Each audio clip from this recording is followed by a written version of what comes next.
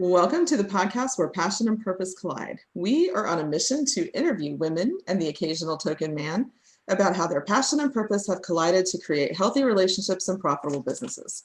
I am Elizabeth Denham, here with Rebecca Monet, and we are the co-founders of the Coterie for Women and publishers of the Franchise Woman magazine. And we have a special treat today because Nancy Friedman, supporter, friend, and member of the Coterie, sent us these masks. So we are smiling at you from under the mask. So we wanted to give her a big shout out for sending them to us. Rebecca said she uses hers all the time. I hardly ever go anywhere, so hasn't been as big of an issue for me, but we wanted to say a big thank you to Nancy Friedman, the telephone doctor, and then we can move right into Roses and Thorns. It really is my favorite mask for lots of reasons. It gets all kinds of stares and people saying stuff. And then when I'm not that bold, I wear it inside with the white. But it's, and you're feeling like you don't want to be seen. Yeah. Exactly. We all have those days, right? I want to be incognito once in a while. Right? Can't be Sometimes you don't feel like all the people time. smiling at you. Because how can you not smile at this, right? I know. Or people just, shake their head and go, oh my gosh. Yeah. She's a crazy. They're crazy. That girl's crazy. That's funny. Well, we've taken a few weeks off for Christmas and we're back. So how was your holiday and what are your roses and thorns? Holiday was great. Probably the best Christmas I've had in 20 years. As you know, I moved to Northwest Arkansas. I'm an hour from my kids. So this year the grandkids were here at Grandma's house, and better yet, Santa came to Grandma's house. So it was the best Christmas ever. How about you? How was yours? Good. It was a little lower key than normal. We didn't have everybody home for the first time, so that was a little bit different. But it was nice. The pressure was kind of off, I think, a little bit this year to go all out. We actually put up one tree instead of our normal two, and we tried, but we just waited too late to go get the live tree, and there weren't any left. So we just went with it. I mean, I think this has been a year of going with it, whatever happens, and we were happy not to have to undecorate too, because that's always the less fun part. It was, but it was good. Yeah. Go with the ear. So how about your rose and thorn? What was your rose and thorn? Well, I think my rose is people like Nancy Friedman. I think it's Nancy. It's not just Nancy, but it's people like her. Our Hump Day Happy Hour open house that we invited men and women to had 28 people, which is the most we've had so far. And we had a really great time and a lot of people who had consistently been supporting us. And it gave me the shot in the arm at the end of the year and the beginning of the next year to really feel like we're on the right track. So, people who go out of their way to do little things, it means a lot. And I don't think all of us take that time enough. So I think this is a year where I really appreciate the little things like that, the little thoughtful things and the extra bit of effort we have to take to keep in touch or be together. My thorn is a tough one today because I had to tell my kids to shut off the TV while we are recording because there's a riot in the Capitol. And it's just hard to watch. It's hard regardless of what you think politically or who you voted for. That's not okay with me that is happening. There are armed people in the Capitol. It's scary. They're scaling the walls and breaching the buildings, and it's just not who we are as Americans. No. And the peaceful transfer of power is one of the most important elements that makes us a civil society, I think. And we've all been disappointed at different elections at the result, but we used to all just say, well, we're all going to get behind whoever it is and go forward. That's right. And that seems to have deteriorated in the last couple of elections. So I have a little bit of a heavy heart with that today because I just feel like we're not demonstrating the best of who we are. Yeah, it's going to be a tough day, a tough couple of weeks, no doubt. Yeah. For everyone, like you said, no matter what side of the aisle you are on, we are a republic and we have a democratic way of running our country, and people are not acting very civilized right now. So. Yeah. So let's hope for a better forward-thinking 2021 where we just get back to some normalcy. Amen. I'm with you, So, girly. what about you? So, California girl here. Mm-hmm. Trying to acclimate to rain and snow and cold. It's a big deal. Do you have a coat? I don't have a coat. I don't have closed-toed shoes. Oh. I have flip-flops, right? Yeah. And sundresses. That's what I have. So I had to go shopping when I am just not in the mood for shopping. So I had to go shopping for sweaters and sweatshirts and things to kind of keep warmer, including layers. You got to have layers. Mm-hmm. Socks. That's socks. true. I only wear socks to work out.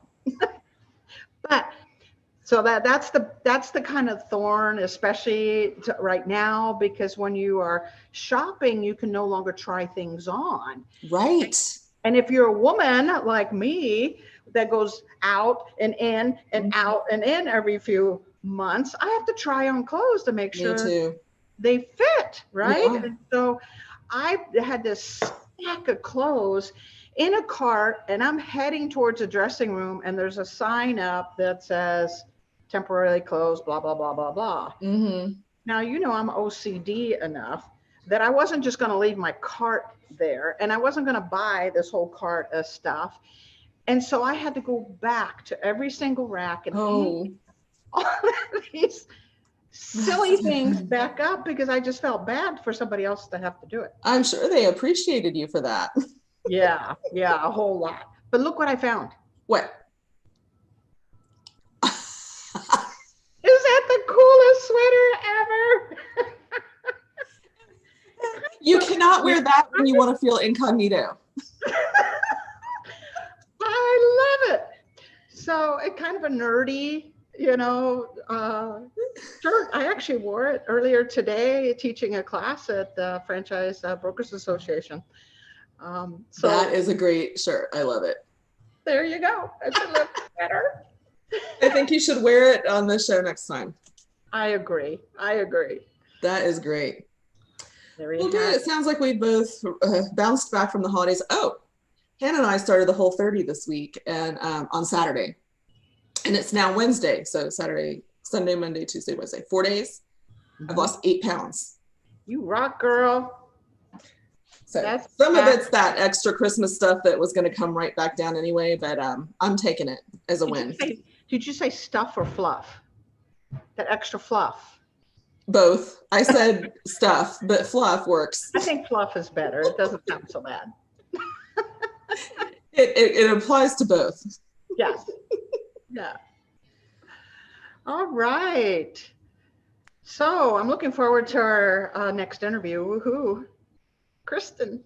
Yeah, I know. So stay tuned. We've got Kristen Pechacek coming right up, and we will see you next week on Roses and Thorns.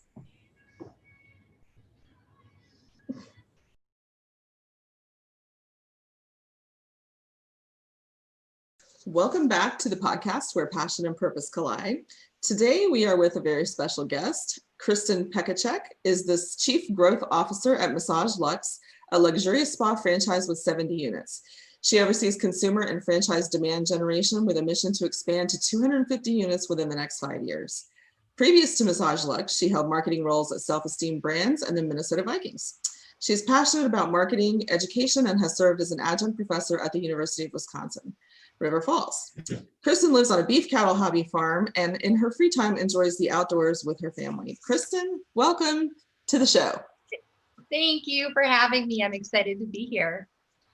We're excited to be with you. And you and I have in common that I grew up on a farm, not any longer, but now you're on the farm.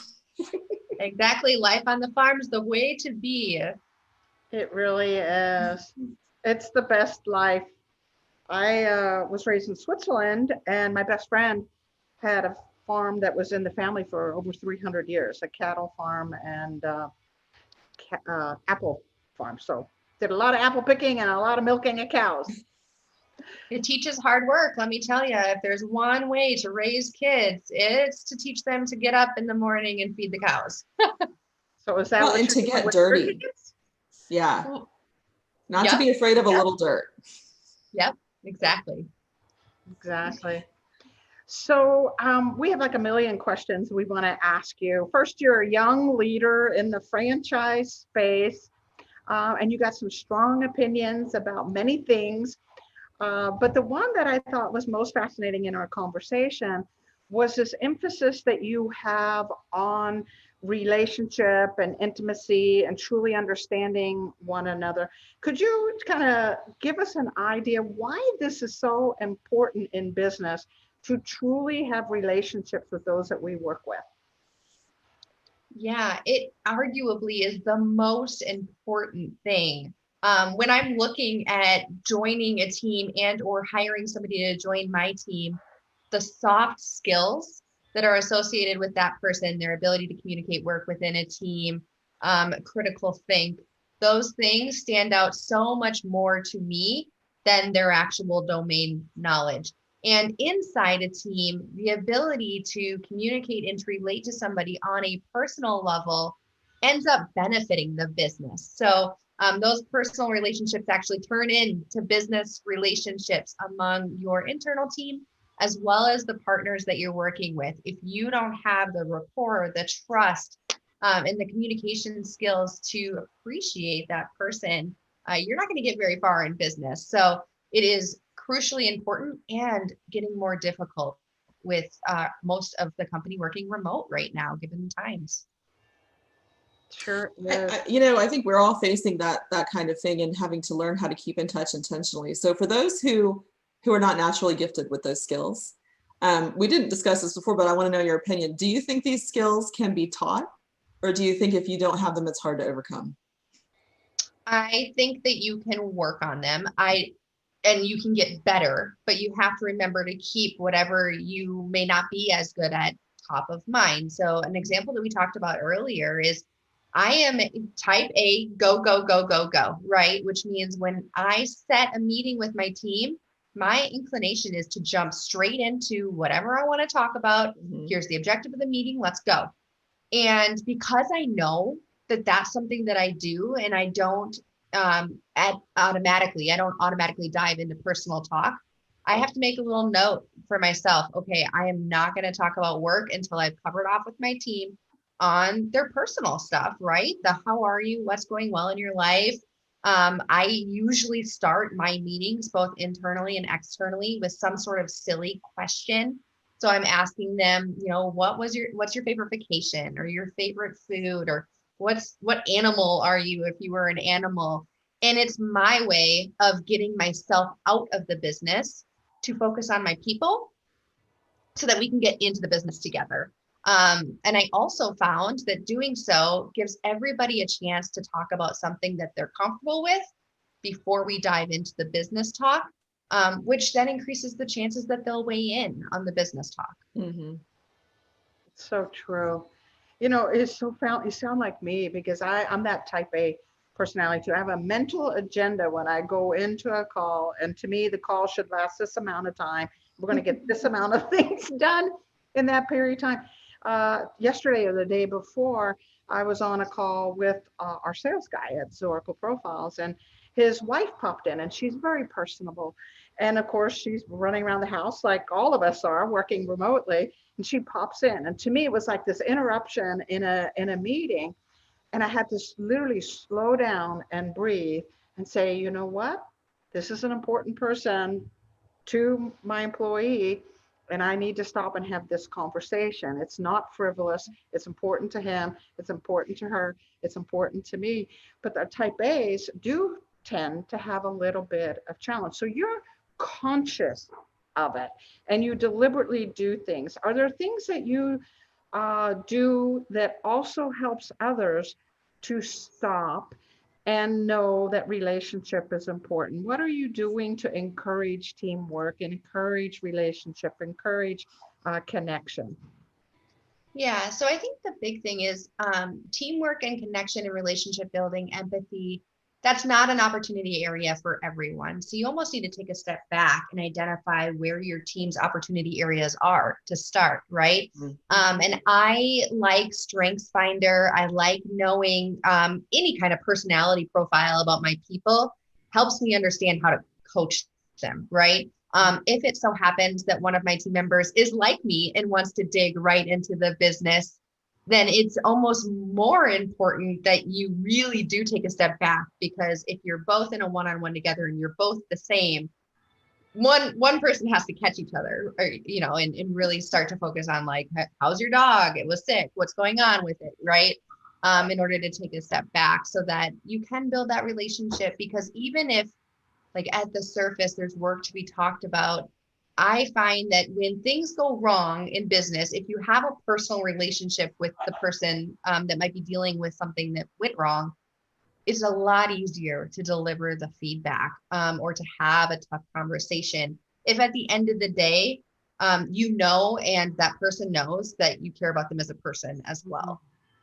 So yeah, I think that's what a personal development plan is all about, right? You identify what your weakness is. For some people, it's organization. For some people, it's empathy. For some people, it's relatability. I mean, it's different for everybody.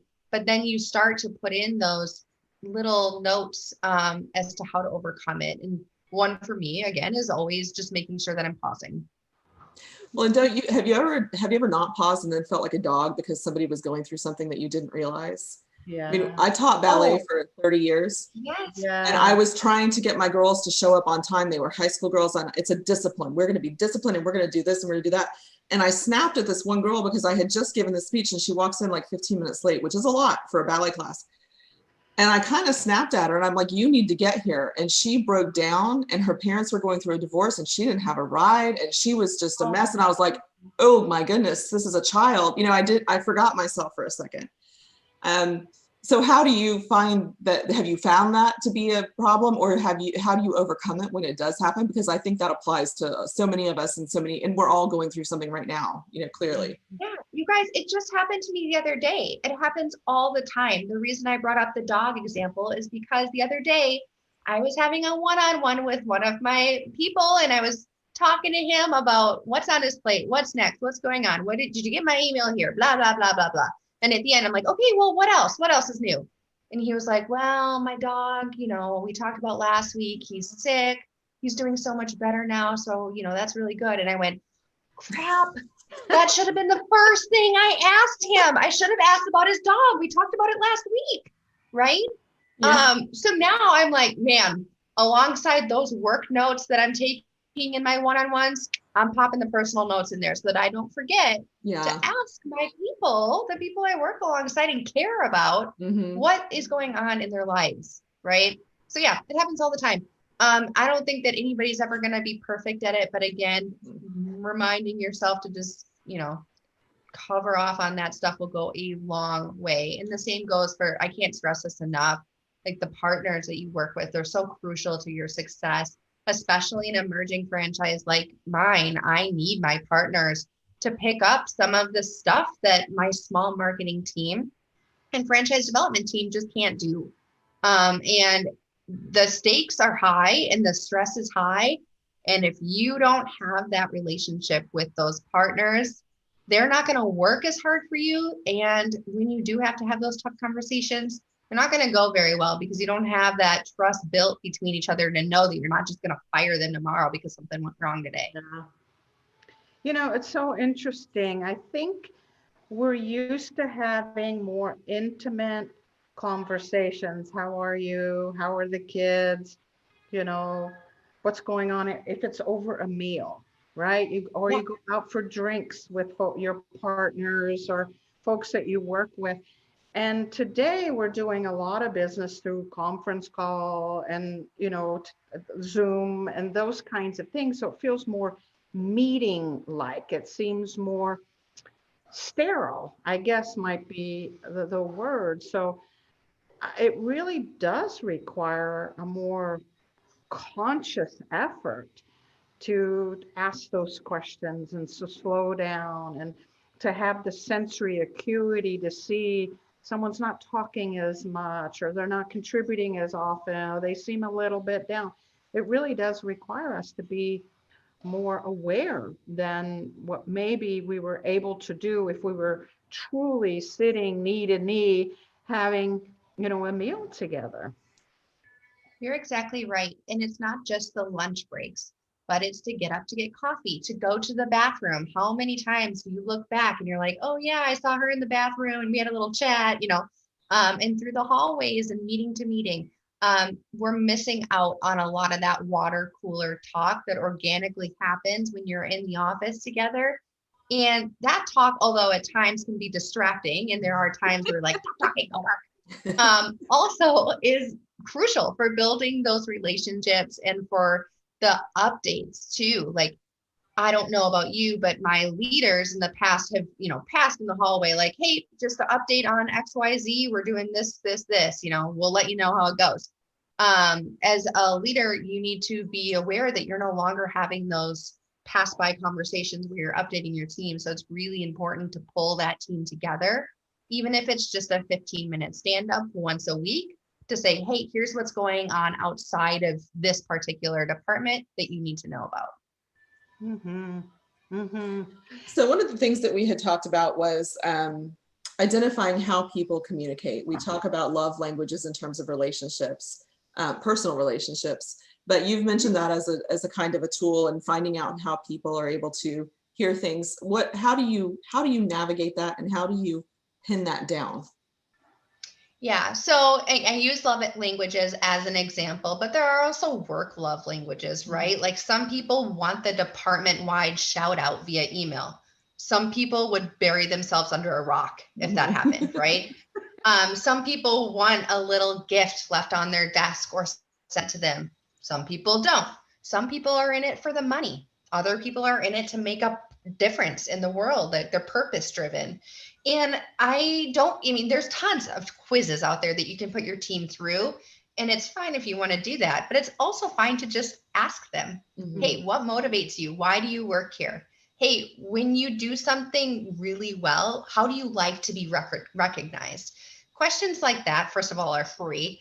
And second, again, help to build that relationship with that person in the moment and then after, because you're actually doing what that person wants you to do. Mm-hmm.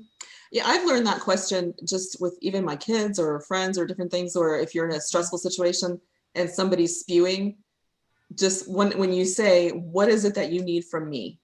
What can I do for you? Sometimes you get a whole litany of things, and sometimes it's just listen to me. So I think you're right. Asking questions like that more directly starts a conversation, but it also gives you so much more personal information in a way that people generally communicate in a way they want to hear it. So I think that asking that question, that's something we can all probably do more of. Agreed. Yeah, I agree. The other thing that kind of it tangents off a little bit, but when you're thinking about interacting with your leader, I think that most people forget to ask their leader for the feedback, that if they don't get feedback, positive or negative, they don't really ask for it. And I had a really good leader at Self-Esteem Brands who kind of introduced this 4-quadrant way of checking in with your team. And it is, number 1, I'm going to tell my leader what's going well. Then I'm going to tell my leader what I don't think is going well. And then I'm going to ask my leader, what do you think is going well? Mm-hmm. And then I'm going to ask my leader, what do you think is not going well? And there you've communicated the good and the bad, but you've also received the good and the bad so that you have a chance to understand how your leader is thinking about your projects, your work, your priorities, and whether or not that aligns to what you're thinking. I like that process, and it's so simple. Mm-hmm. It's so simple because I think you're right. When we're in a subordinate position, I don't think we ask for feedback or let our leader know. We assume they're noticing, right? Or that if we're doing a good job, they're going to tell us.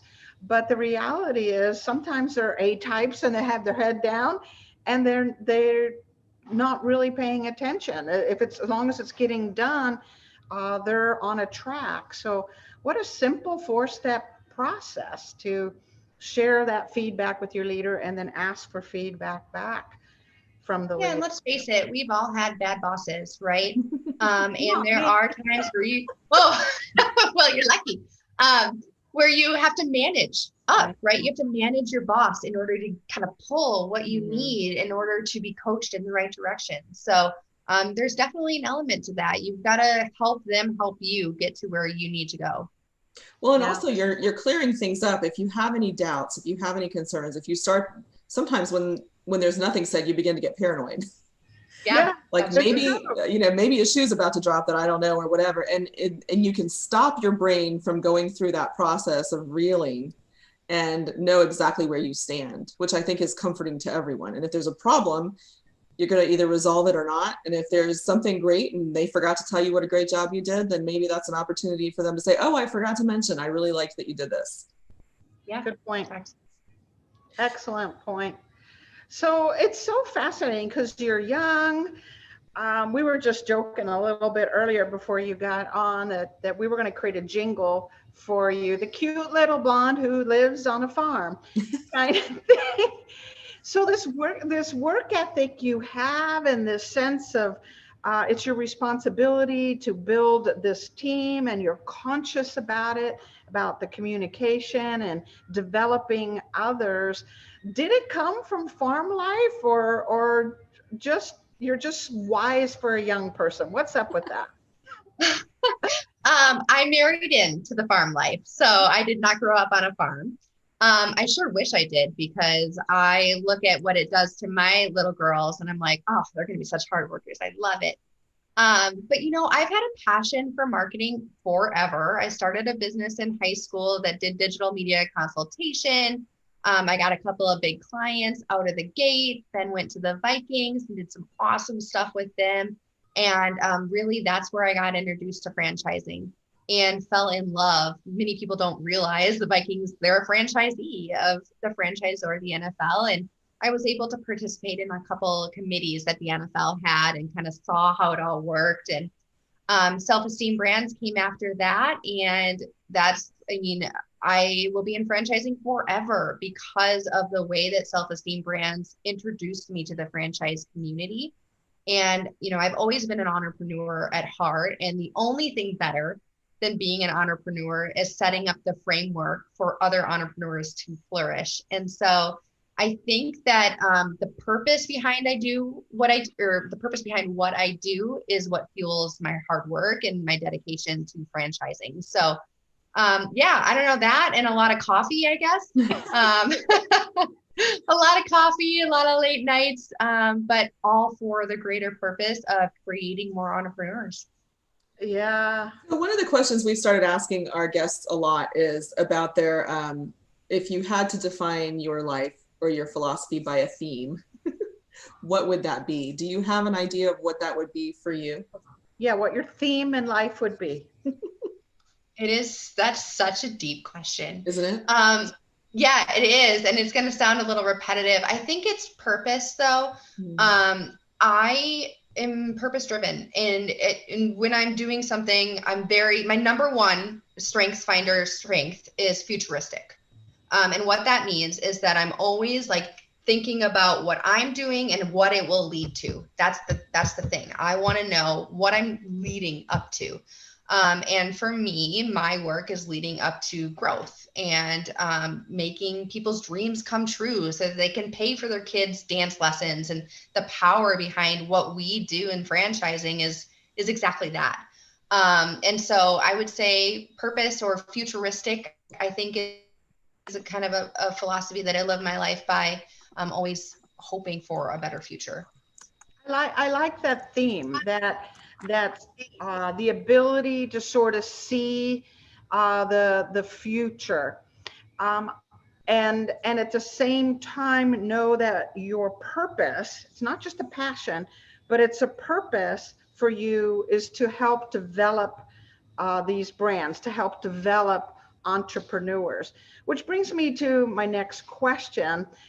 Talk to us about MassageLuxe and your involvement there and how you're growing and what the future is for that brand.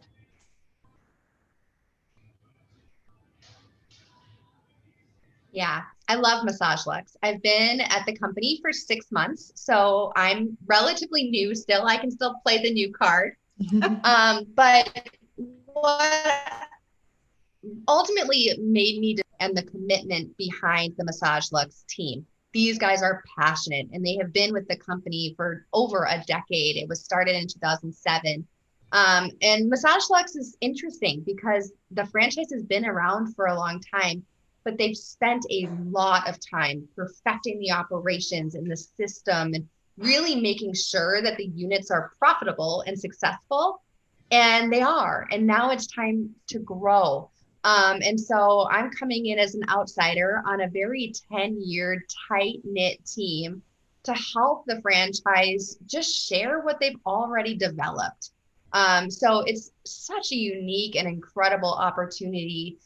There's definitely a lure to the services space and to the health and wellness space that I can't deny, that I'm so excited to be a part of. And the goal is to grow it to 250 units within the next 5 years. We're on track to do so. There's a lot of interest in the brand because of our approach to health and wellness. And this is a time where I think we can all agree we're more concerned with health and wellness than we ever have been before.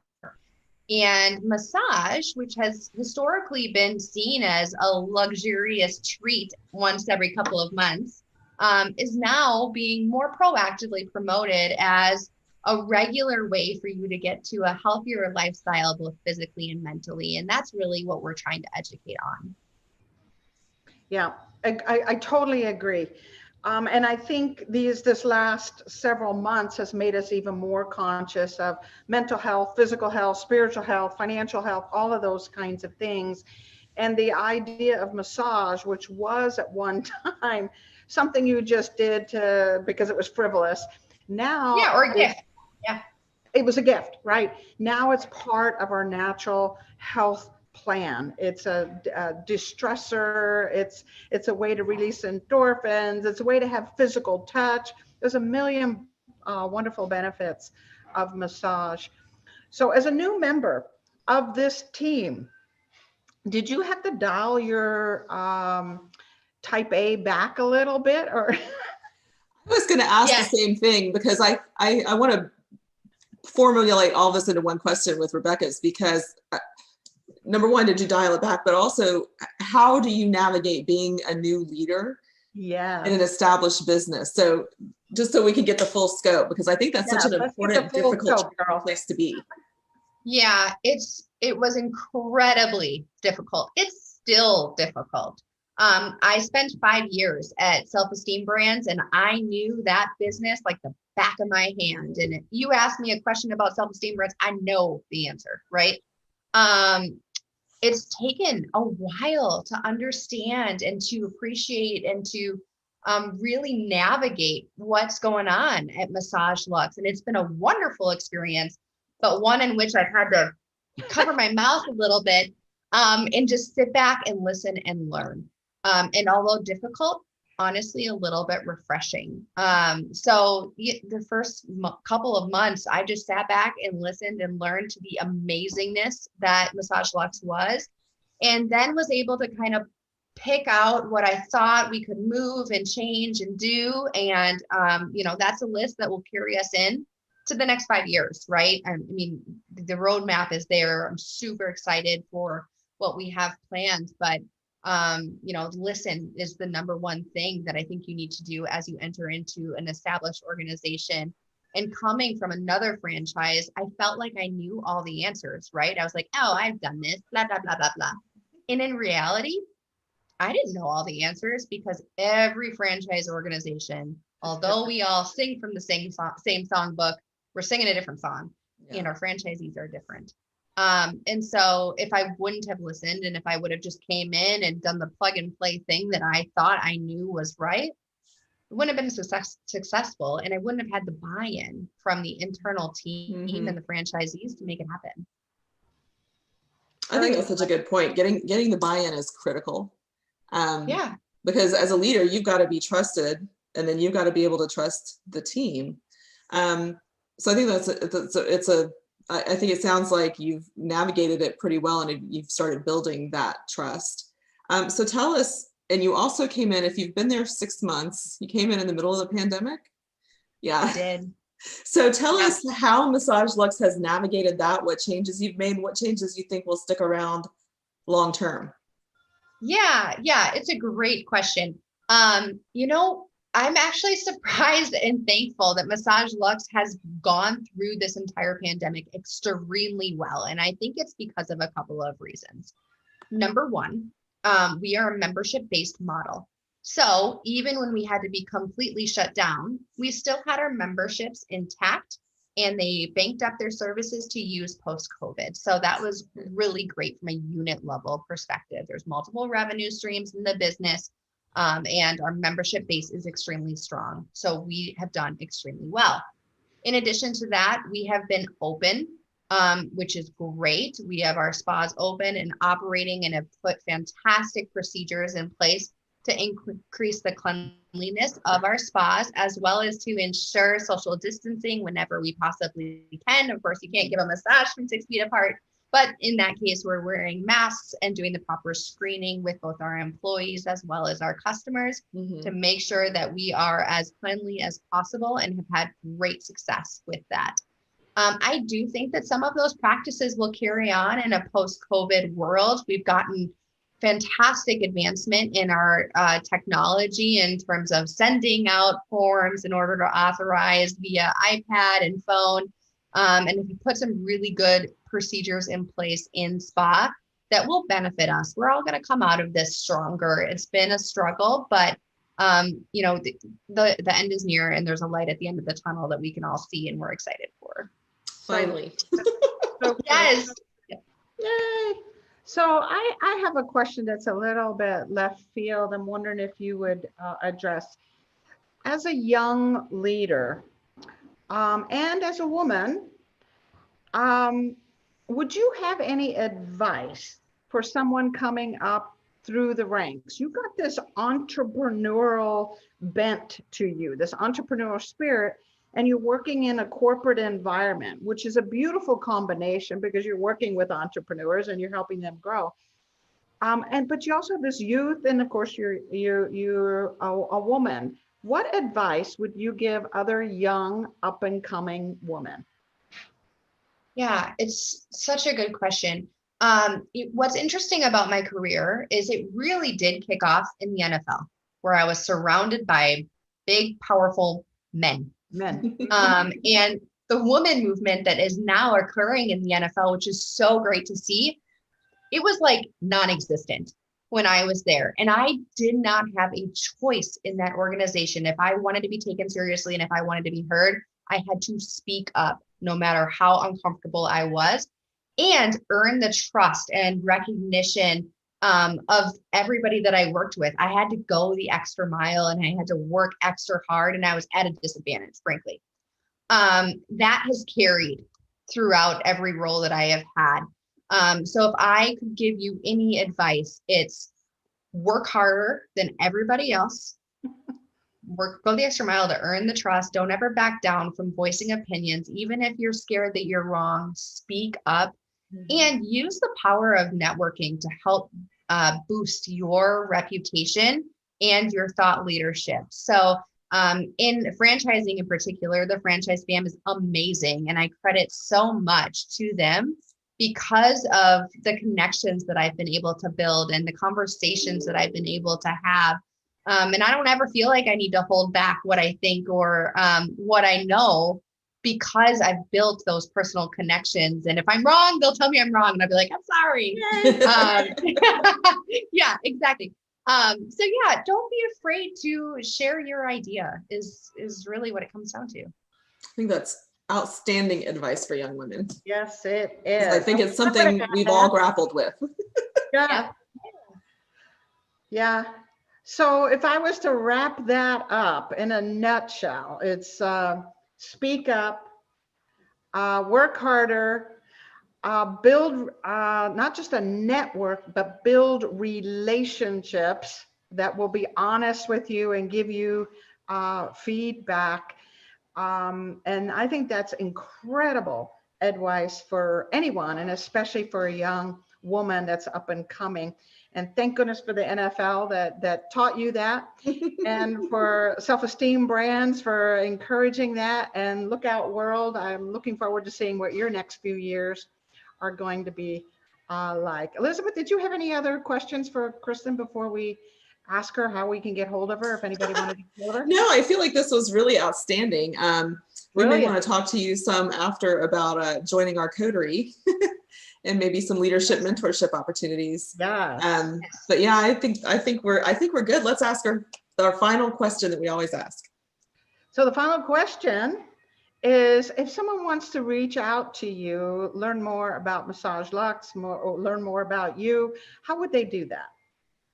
Absolutely. I'm so accessible. So you can go to LinkedIn, Kristen Pechacek. I have my own jingle for my name because my name is so hard. And so when I'm on the phone with people and they're like, spell your last name, I'm like, I don't know it. It is Pechacek, like a cheer, Pechacek. So jingle here. And I think I mispronounced it in your bio. So say it properly one more time. Pechacek. Okay, I did. That's okay. It's okay. I'm used to it. So you can find me on LinkedIn. Otherwise, send me an email. It's kpechacek@massageluxe.com. Beautiful. Thank you so much for being with us today. We'll be reaching out to talk to you about potentially teaching others some of these leadership and communication and relationship skills. So thank you for being with us today. Thanks for having me. I look forward to talking to you.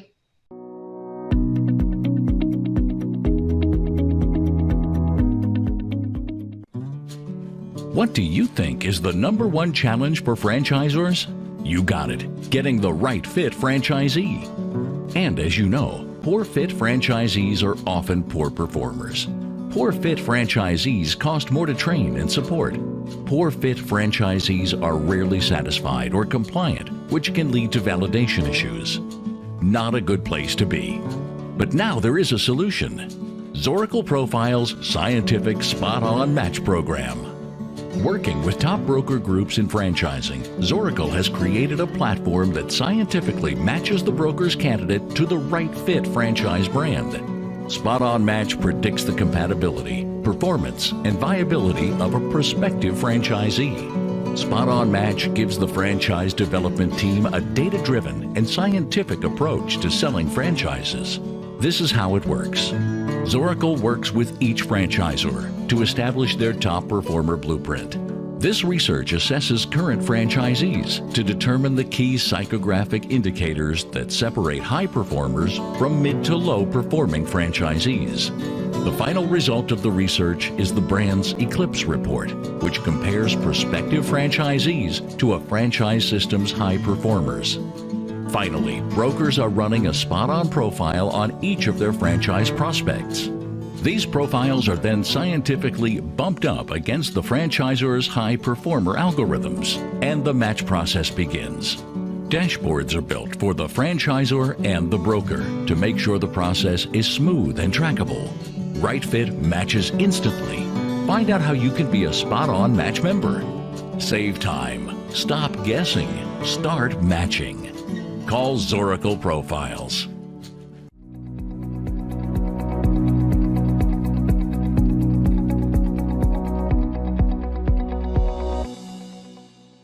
Welcome to Women in the Know, where we discuss everything from politics and policy to relationships and marketing. We take the things that we have learned in life, the things that we have learned from our guests, and discuss them in ways that we hope we can all learn a little lesson. So Rebecca, today's Women in the Know, we talked to Kristen. I know it's a hard name to pronounce, isn't it? But I'm gonna let you do it. Pechacek, I think, Pechacek, something like that. She had a little jingle. We needed to remember it. I know, and I'm so sorry for not getting it right, but I'm doing the best I can with it. So anyway, we talked a lot about relationships and team building with her. And she had used this phrase in our pre-interview, and didn't on the show, but we talked about being on the team versus being in the team. So working on the team versus working in the team. So a lot of what we talked about had to do with her philosophy of building relationships outside of the team purpose, work-wise. So what was your biggest takeaway from that? I had a whole bunch of takeaways from that. I thought it was an interesting approach because oftentimes when we're on a team, we kind of figure out what our role is in it, and we try to become the best we possibly can within that team. And basically, the idea that she was sharing with us was to kind of step back and look at things from a holistic perspective as working on the team, right? So not just on the individual players, but on the team. And it kind of, and maybe it came from her NFL days, I'm not sure, because if you assemble these players over here, right? And then the next year you have a different set of players, it's a new team. So you have to have that team come together and work together and play together and, you know, get across the finish line, so to speak. And so that understanding of it's the dynamic of the team, it's the bigger picture, not just those individual players, I thought was pretty brilliant. And it's something I had never considered. I have considered developing an individual player on my team, but I've never considered developing the team and working on the team. Well, and I think it's such an interesting thing to really focus on, because especially now when things are a little bit harder, she talked about love languages in terms of business relationships. And she talked about asking the questions. And you both talked about being type A and wanting to dive right into the business conversation, which is funny because I think I'm type A to a degree, but because I've interviewed people my whole life, like that's all I've really done. I know the trick of getting people talking, and they will tell you anything. Once you get them started, you give them a certain comfort level. I have this, my superpower is that everybody tells me their secrets. Right, right. And it's this weird phenomenon starting from age 12 is the first time I remember it happening. But I think what she's talking about in terms of that team building is taking that minute, being aware of that minute to talk about something else. And usually you find out something deeper or something you didn't know, or something that would be helpful for you to coach someone through. And it builds that trust, which is necessary for a team to function properly. So taking that minute, you know, and I think we've all been busy and been like, get it done, even me. But I do tend to have longer conversations because that's how I know I got stuff out of my ex-husband, because he would just ramble. And I didn't really want to hear it, but hearing it helped me with parenting. You know, when we were divorced, I would know where they were coming from and what he was dealing with and how to navigate all those things. So sometimes you just need to get people talking. Yeah. So it's building that relationship, listening, getting people to share. And she had very distinct ways that she got people to share, whether it's what's your favorite concert, or what was the worst thing that ever happened to you. She had all these wonderful ways of getting people to share who they were. So she got to know them on a more intimate level. So it's kind of interesting. It's that work on the team, but then also get to know your individual players. It takes both of those things. Yeah, it was a great conversation. So if you haven't watched the interview part yet, be sure to do that. You gotta do it. She had a wealth of information. Yeah. Go watch Kristen from MassageLuxe. She's fabulous.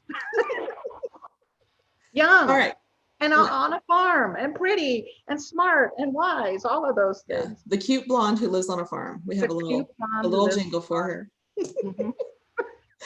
All right. Well, we will be back next time with Women in the Know. So tune in.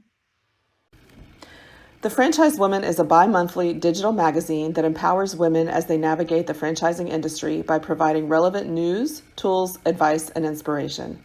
We are a resource for women who are seeking to own their own businesses, improve their existing businesses, find creative solutions, and take advantage of franchise opportunities. We feature women in the business who best exemplify our ideals and have something to teach our readers. In addition to our exclusive articles relating to the female entrepreneur, we also feature brands that are geared for women. Women have become the fastest growing sector in business ownership and have become a powerful, influenceable force fueling the economy. The Franchise Woman will give you the news that is relevant to you to help you navigate the path of successful franchise ownership. By women, for women, and about women. We are the Franchise Woman. Join us today at www.thefranchisewoman.com. Welcome to Ask Beck and Liz, where no topic is off limits.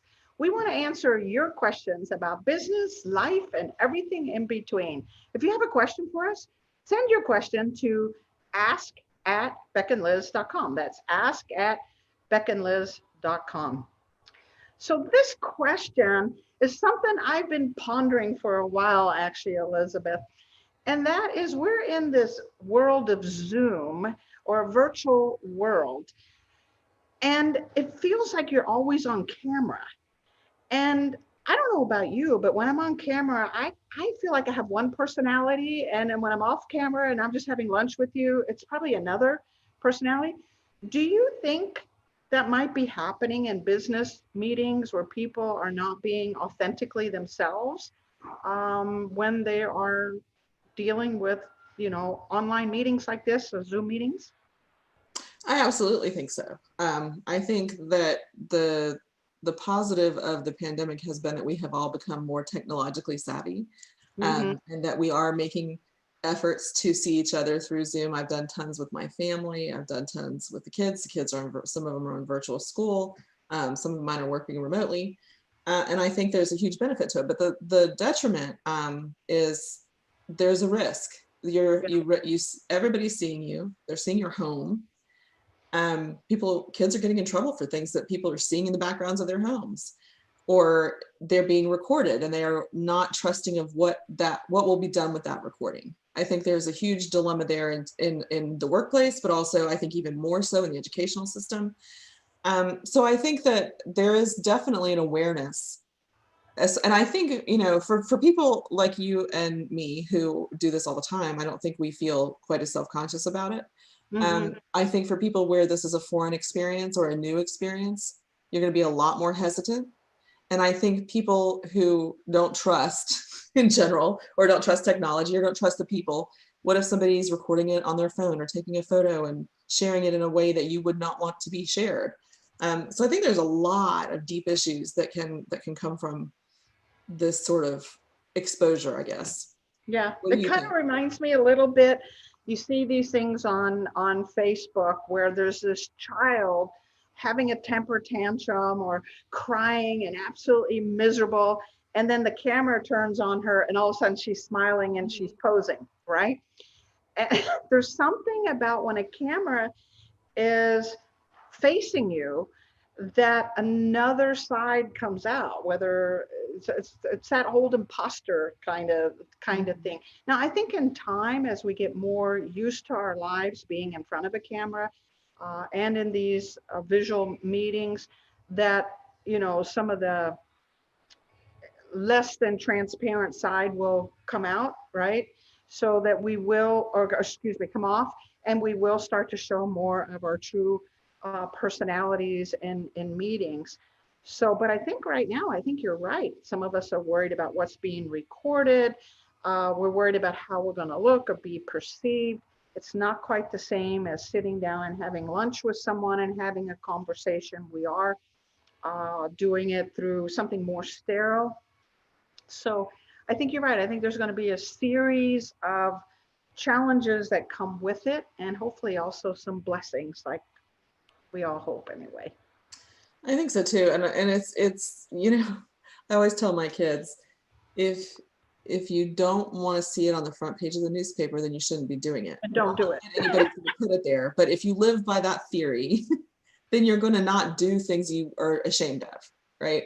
So if everybody who did a Zoom meeting was behaving in a way that they would be fine with publicly seeing, the public seeing, then you don't worry about it so much. But if you, and it goes to a psychological thing. We have a focus group that we're doing on the coterie, and we don't record those because it has become a very intimate place to share personal things that you don't want people to know. Right. And we have developed a level of trust where the participants know there is no threat of that. No one is going to record. No one's going to take a photo unless it's been made clear. Right. But I don't think in general meetings in the workplace and the schools, you have that comfort level. And that's where it breaks down, Yeah. And what is the right of the business to record you in your home for a meeting that they might want to review? What is the right of a school to, there's so many issues Mm-hmm. that are legitimate, and you don't want somebody taking a photo of your kid on No, a Zoom I want without my your permission. grandchildren safe. Yeah. Who knows what's going to happen with that recording of a child, a kid that's at school or whatever. Mhm. So I think there are safety concerns, not just physically, but psychologically Mhm. for all of us. But I like your theory of if you don't want to see it on the front page, and don't say it, don't do it. And that's probably a good philosophy to live life by in general, not just When in you're a front of. teenager, if you're thinking that, you might stop yourself from a few bad decisions. Yeah, I can think of a few right now myself. Right? Like, these are words to live by, hopefully. And so many kids get caught. They always get caught. Yeah. Girls sending nudie pictures, or boys sending Yeah. nudie pictures, or saying, every time somebody did a rampage of cursing on one of my kids' phones, we would happen to see it. We don't check them all the time, but we check them every now and then. We always caught them. So you just don't do it. Yeah. Mothers have eyes on the back of their heads. That's for sure. And I think this is, you can apply it to Zoom. If you don't want everybody in the world to see it, then don't say it. Nope, that's very, very true.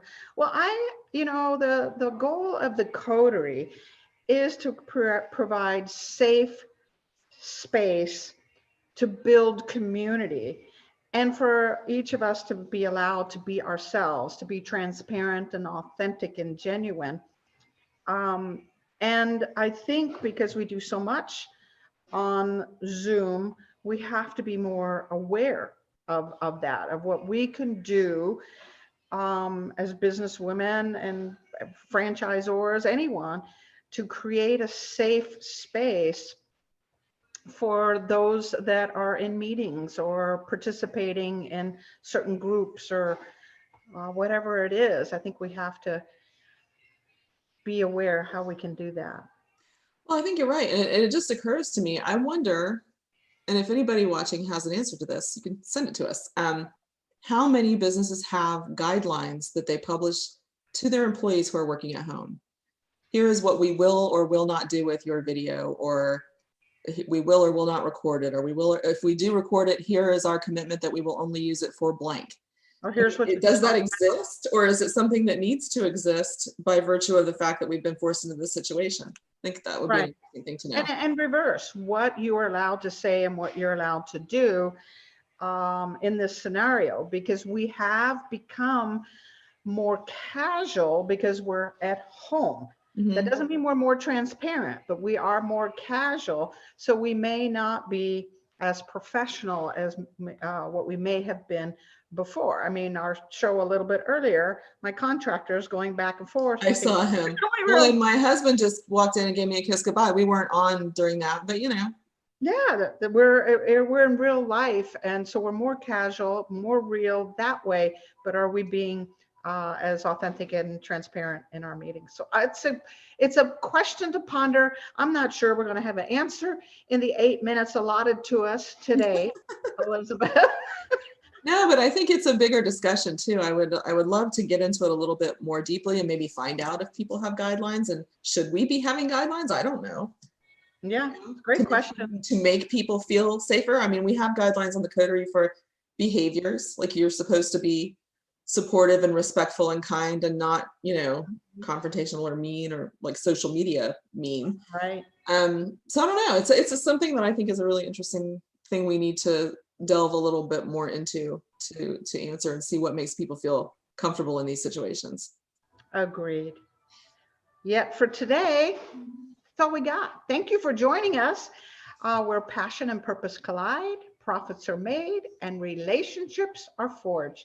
This is Beck and Liz signing off and wishing you another purpose-filled and profitable week.